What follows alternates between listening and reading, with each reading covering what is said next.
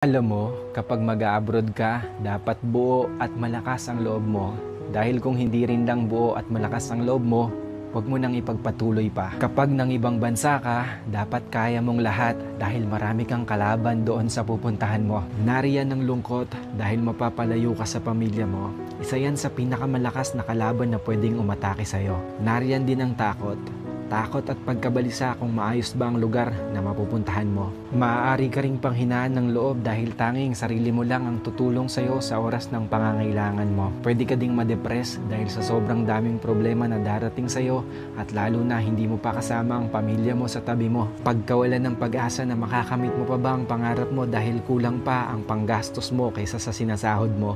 At marami pang iba. Ilan lang yan sa maaari mong maranasan kapag nang ibang bansa ka. Pero dapat kapag nag-abroad ka, kaya mong magtiis at magsakripisyo para sa pangarap mo. Kaya mong indahin ang lahat ng lungkot para sa pamilya mo. Kaya mong kainin ang pride mo kahit na alam mong iba ang trabaho na madadatnan mo sa pupuntahan mo. Kaya mong magtiyaga ng matagal na panahon para sa mga minamahal mo. At kaya mo dapat makibagay lalo na't iba't ibang klase ng tao at nasyonalidad ang makakasalamuha mo. Kapag nag-abroad ka, lahat ng feelings ay mararamdaman mo.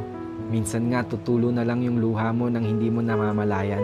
Pero isipin mo na pansamantala lang ito. Dahil sa pag-alis mo, nangangahulugan na may pangarap ka para sa sarili mo at para sa mga mahal mo sa buhay. Dalawa lang ang pwede mong kahinatnan sa ibang bansa. Ito ay matalo ka o magtagumpay ka. Kaya dapat alam mo ang dahilan kung bakit ka nag-abroad. Hindi yung sinubukan mo lang dahil kung may dahilan ka, mas malaki ang tsansa na magtagumpay ka. Ang salitang abroad, masarap pakinggan.